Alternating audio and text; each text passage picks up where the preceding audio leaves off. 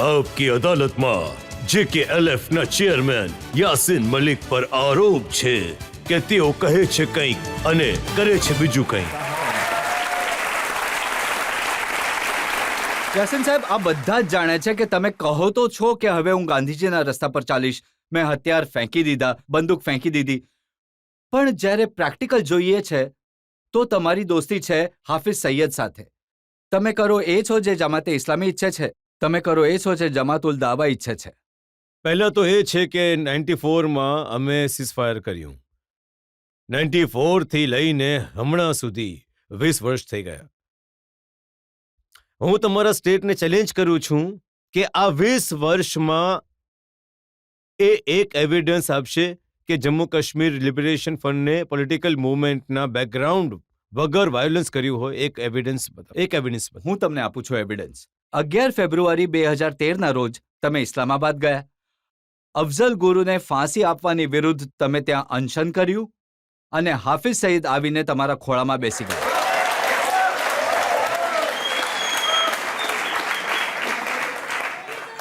ફોટા છે, તમે ઈચ્છો તો હું બતાવી શકું તમારી અને હાફિઝ સઈદનો ફોટો। નહીં સર, સાચી વાત છે।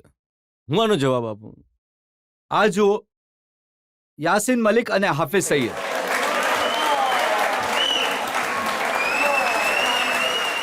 એવા બેઠા છે જેમ કે બે જુદા પડેલા ભાઈઓ ફરી મળ્યા હોય।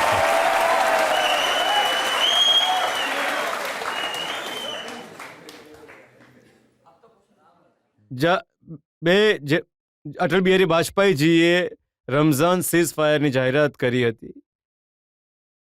એ વખતે ઓન રેકોર્ડ એમણે કહ્યું કે જો કાશ્મીરની લીડરશીપ પાકિસ્તાન જવા ઈચ્છતી તમે હોય- તો મને હાફિઝ સઈદ વિશે કહો। નહીં, હું એની વાજપેયી તરફ જ આવી હા. રહ્યો છું। તમે એમની સાથે બેઠા હું હતા કે બેઠો નહોતા હતો, બેઠા? બિલકુલ। એ આતંકવાદી છે કે નથી? મને વાત કરવા દેશો આના ઉપર તમે। હા તો જણાવ।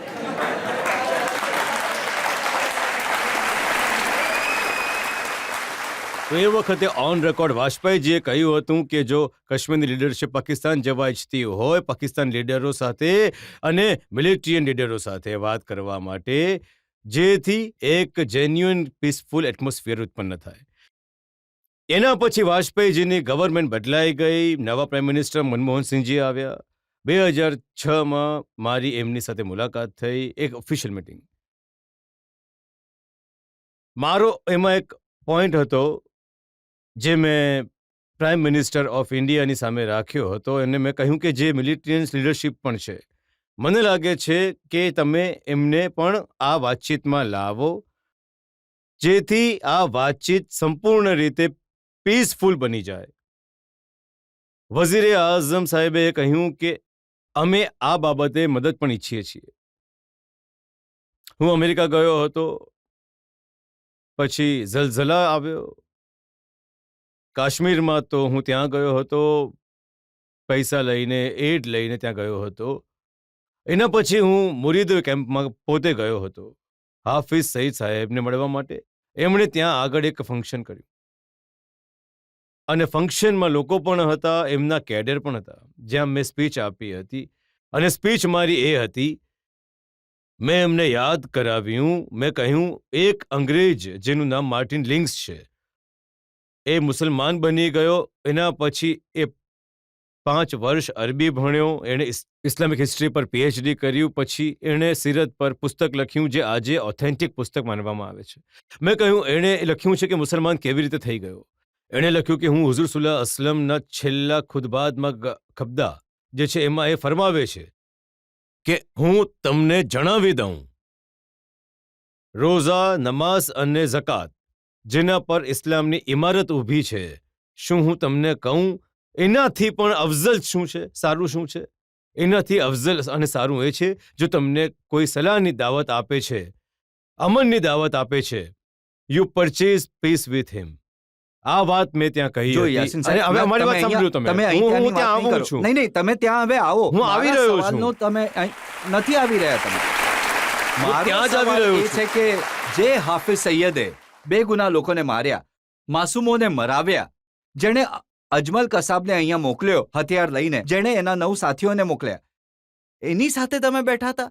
હું અહીંયા જ આવી રહ્યો છું એ ફોટોની તરફ। હા, ફોટો તરફ આવો। આ ફોટોની જી। તરફ અચ્છા, મારું આખા હિન્દુસ્તાનના જેટલા મીડિયા સેન્ટર છે કે ગવર્મેન્ટ છે, જ્યારે ત્યાં હું ગયો આ દલીલો કરી, અહીંયા હંગામો કેમ નહીં થયો, ત્યારે બધા ખુશ કેમ હતા? ત્યારે તો હું મરીદ કેમ્પમાં જ ગયો હતો, કોઈએ કોઈ વાત નહીં કરી.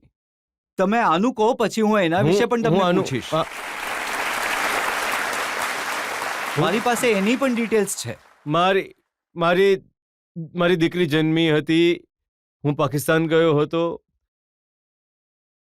અહીંયાથી અફઝલ ગુરુ સાહેબની ફાંસી થઈ ગઈ, તો મેં પાકિસ્તાનમાં ઇસ્લામાબાદમાં 48 કલાકની ભૂખ હડતાલ કરી. ભૂખ હડતાલનો શું મતલબ છે? What is the concept of hunger strike?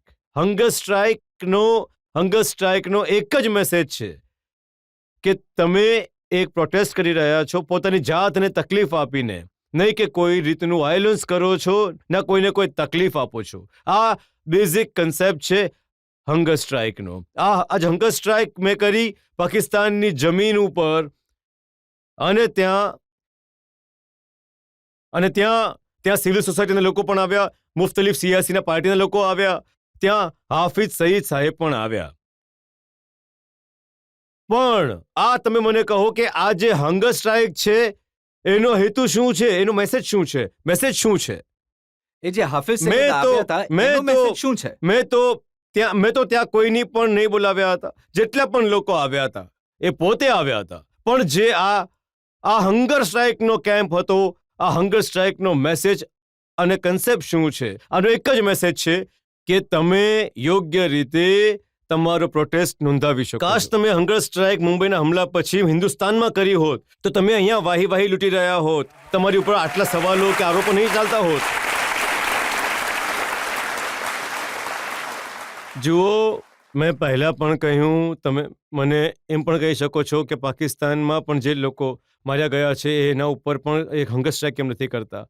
મામલો એ છે કે જે પાકિસ્તાન, જે મુંબઈમાં થયું, મેં પહેલા પણ કહ્યું, હવે હું એને રિપીટ કરી રહ્યો છું.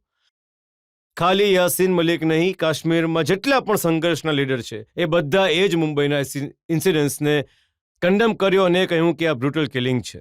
યાસીન સાહેબ, એમણે કહ્યું કે અફઝલ ગુરુને જો ફાંસી આપી દીધી તો તમે હંગર સ્ટ્રાઇક કરશો, અને મુંબઈમાં હુમલો થઈ જાય તો હાફિઝ સઈદના વિરુદ્ધ તમે કંઈ નહીં કહેશો, તમે હંગર સ્ટ્રાઇક નહીં કરો. ભાઈ સાહેબ, જો હું પણ તમને એક વાત પૂછું, તમે હિન્દુસ્તાનના નાગરિક છો. જ્યારે ગાંધીજી અહીંયા લડી રહ્યા હતા તો બર્તાનિયાથી જે નાગરિકો હતા એ પણ એમની સાથે ઊભા થઈ ગયા હતા. હું પણ જો તમને એક વાત પૂછું, 1 લાખ કાશ્મીરીને મારવામાં આવ્યા, બાળકો, ઘરડા, મહિલાઓ, નાના બાળકો. જો હું તમને પણ પૂછું, કાશ્મીરના દરેક મહોલ્લા, કાશ્મીરના દરેક ગામ અને મહોલ્લામાં માત્ર શહીદોના કબ્રસ્તાન દેખાય છે. તમે એને માટે અહીંયા કેમ સડકો પર નીકળી નથી યાસીન આવતા? સાહેબ, એ ખૂન કરવા માટે આતંકવાદી પાકિસ્તાનથી આવે છે, ખૂન કરવા માટે આતંકવાદી સુદાનથી આવે છે.